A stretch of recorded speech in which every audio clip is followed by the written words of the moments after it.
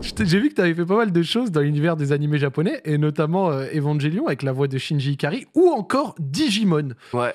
Digimon, c'est des bons souvenirs ou pas? On parle beaucoup de Pokémon tout le temps, mais moi, à l'époque, en tant que jeune, c'était Digimon et Pokémon. Il y avait les deux. C'est vrai. Et Digimon, moi, je kiffais bien. Petit, Ouais. monstre et tout. Moi, j'aimais bien, Exact. moi. Ouais, mais on avait bien rigolé.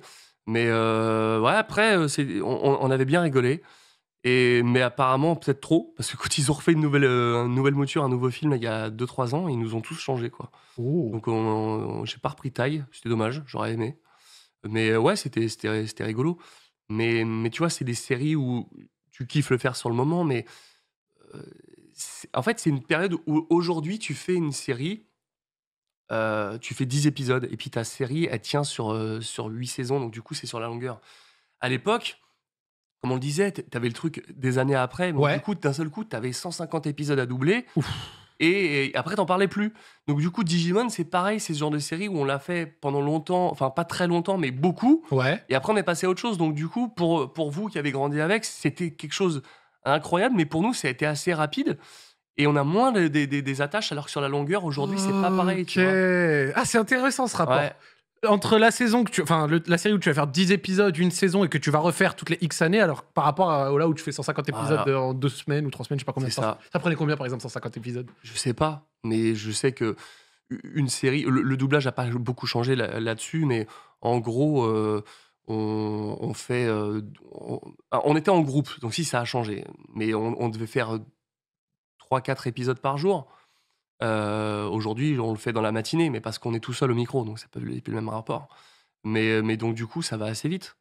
Et puis parfois, c'était plus que 4 épisodes, tu vois. Donc il y a des séries, alors pas sur Digimon, mais il y a des séries, la VO, on sait même pas quelle tête elle avait, quoi. C'était direct, t'étais en mode impro, mais ça donnait un truc, une fraîcheur et des trucs. Et au final, personne ne le sait que t'as pas vu la VO parce que du coup, les 2 secondes que t'as entre le moment où tu vois le texte qui arrive sur la droite de l'écran et Ouais. que t'as la barre qui est tout à gauche, t'as le temps de. Bah déjà, tu vois ce qui s'est passé avant, tu vois ton personnage, comment il est, dans quel mood. Évidemment, si tu te plantes, bah, tu recommences. Mais si tu arrives à anticiper ces 2 secondes-là, tu arrives à voir l'humeur qu'il faut avoir. Ok. Et donc, du coup, t'es sur la brèche comme ça. Et ça te fait une sorte d'improvisation et un ton que t'aurais pas eu si tu avais vu la VO avant.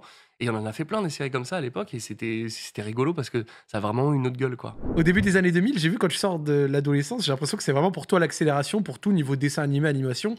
J'ai noté Titeuf, forcément on va en parler, mais aussi Kim Possible, Marsupilami, Martin Ouais. Mystère, Jimmy Neutron. T'as littéralement animé la jeunesse de tous ceux qui suivaient Midi et Zouzou, Canal J, Fox Kids et compagnie, quoi. Bah ouais, c'est ça. C'est pour ça qu'aujourd'hui, quand on me dit t'as bercé mon enfance avec les mecs, il a mon âge, je m'offusque pas parce que je sais que quand lui il était à l'école, moi je bossais. Mais ouais, il y en a eu tellement. Mais j'adorais, tu vois. Kim Possible, c'est une série que j'ai adorée, quoi. C'était tellement bien. C'est des vraies bonnes séries. C'est celle qui t'a le plus marqué, Kim Possible?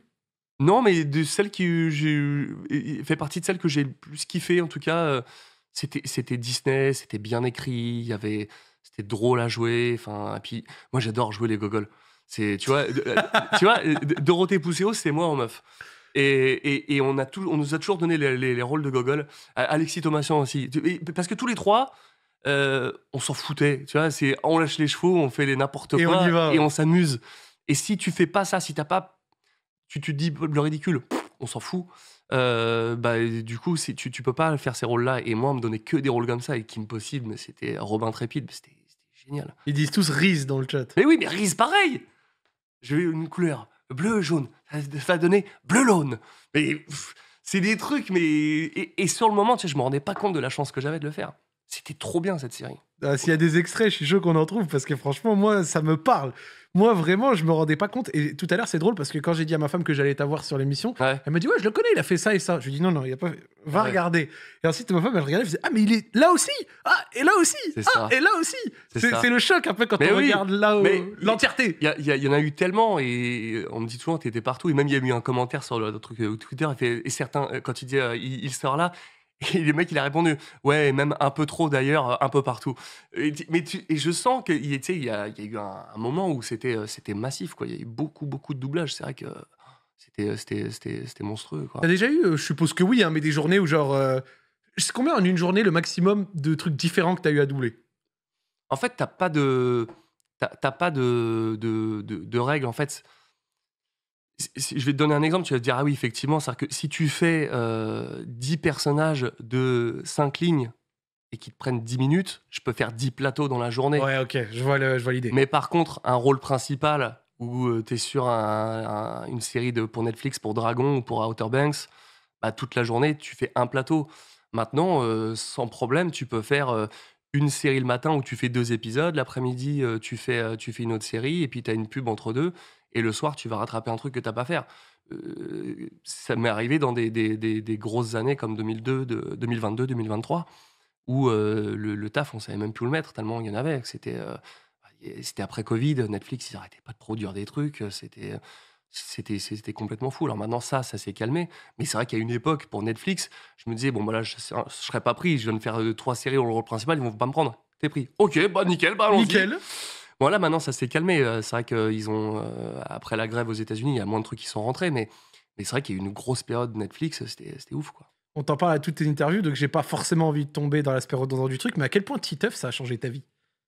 Ça m'a donné un truc où, quand on dit: «Tu fais du doublage» et «Ah tu fais qui?» «Tu fais Titeuf». Ça, c'est cool parce que de la voix, tu l'as en tête, tu vois?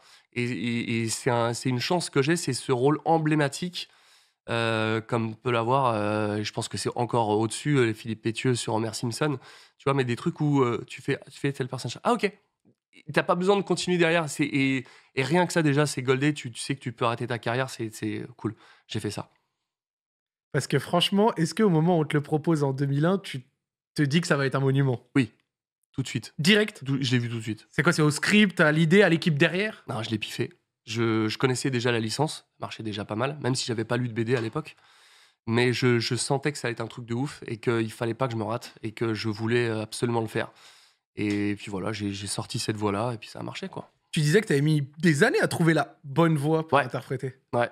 Ouais, parce qu'entre-temps, j'ai commencé en 2001, on l'a évoqué, j'ai eu mon accident de moto en stunt en 2003, ma voix a changé. Et donc du coup, quand on a refait une saison en 2006, la voix avait bougé. Donc entre 2001 et 2006, la voix n'a plus rien à voir. Entre 2006-2009, on a fait une troisième saison, ça avait encore bougé, mais déjà, on avait les dessins de ce qu'il fallait. Et 2016, dernière saison, là, c'est bon, c'est gravé dans le marbre et c'est bon, quoi. C'est intéressant parce que ça dit qu'en ce moment, tu travailles encore sur des trucs liés à Titeuf? Oui, en fait, j'ai eu la chance d'avoir pu passer de voix comédien à aussi créer des contenus avec Titeuf. Et du coup, on s'occupe des réseaux sociaux de Titeuf, même si c'est pas moi. Tout le monde pense que c'est moi derrière le compte Titeuf, mais non, on s'en occupe. Mais c'est pas moi qui tweet personnellement.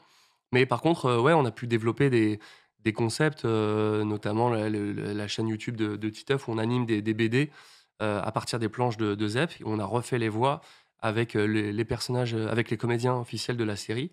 Et ça, c'est sur la chaîne YouTube de Titeuf. Et on fait aussi un truc, Titeuf Gaming, où c'est Titeuf qui est modélisé en dessin animé et qui joue à Fortnite ou à d'autres jeux. Et voilà, c'est Titeuf qui joue comme un gamer, quoi, Titeuf streamer, quoi, en gros. Titeuf Gaming. C'est énorme. J'en ai jamais entendu parler de ce truc. Bah, va voir, tu verras, c'est rigolo. On a fait des feats avec Inox, on a rigolé sur Fortnite, on a fait des trucs trop cool, quoi.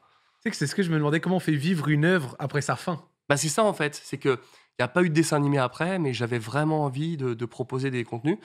On est encore en production en ce moment, en développement de nouveaux concepts qui peuvent vraiment être très cool. Je pense que ça sortira pas tout de suite, mais on a une volonté de voir ce que ça peut donner, de sortir les pilotes et puis de voir si les chaînes de télé en ont envie. Mais j'ai clairement envie d'aider à continuer à faire vivre Titeuf, même si les dessins animés s'arrêtent. Les BD continueront toujours. Mais si les dessins animés doivent s'arrêter, en tout cas, j'aurai toujours une partie qui restera parce que ouais, Titeuf, ah bah voilà, Titeuf, là, c'était sur la Harry Potter. Tu vois, on fait animer Titeuf, je fais la voix, on fait le gameplay et ensuite on a un animateur qui fait le lip sync en fonction de ce C'est qui ce se que passe tu à dis, l'écran. ouais.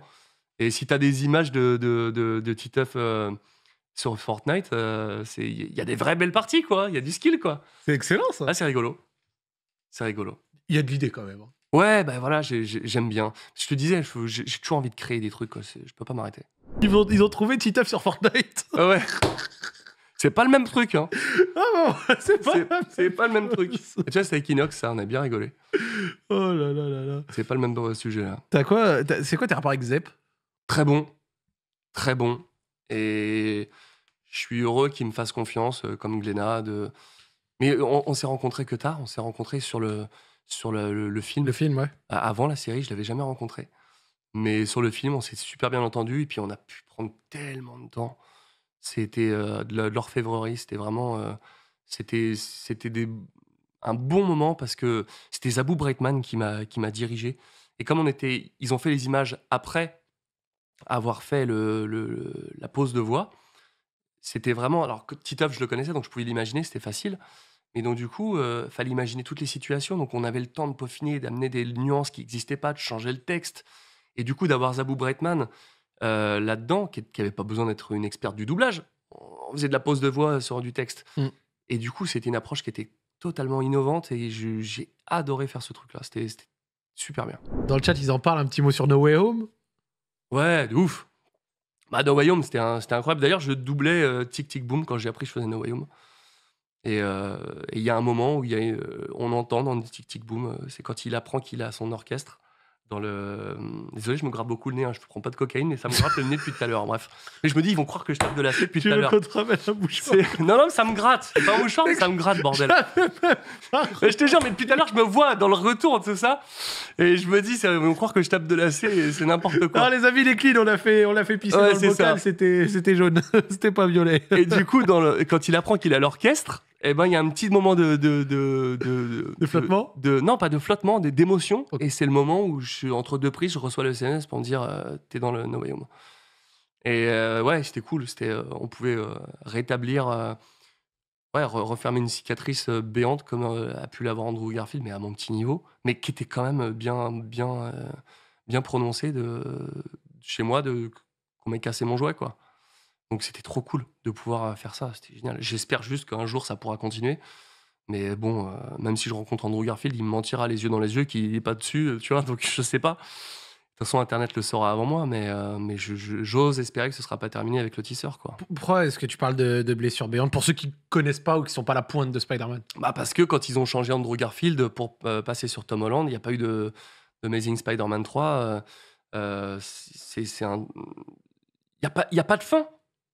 On te laisse sur un cliffhanger, comme on dit, un truc pour te faire un petit truc pour être sûr que tu restes là que tu recommences ta série la saison d'après. Il lance sa plaque d'égout et ça s'arrête là. Putain, c'est horrible. Et d'ailleurs, on m'a contacté là, mon pote Effet, avec qui on a fait quelques petites vidéos, d'ailleurs avec Greg, où on se déguise en Spider-Man et des effets spéciaux. On a fait des trucs sur TikTok, ça avait cartonné, c'était un truc de ouf. Il m'a mis en contact avec un gars qui a fait en 3D la suite de ce combat-là avec le Rhino. Et je crois que je vais le doubler, juste pour le kiff. Juste pour le kiff. Et j'ai pas voulu regarder le truc jusqu'au bout, parce que si on le fait, je veux le découvrir au moment où je vais le faire et on va le filmer. Et j'ai envie de le faire, ce truc-là. Belle idée. Ouais, c'est trop bien. C'est trop bien. Quelqu'un dans le chat a dit je m'arrache un bras pour Amazing 3. Ah bah, moi aussi. Hein. Moi aussi. Ce serait un truc de fou. Ce serait un truc de malade.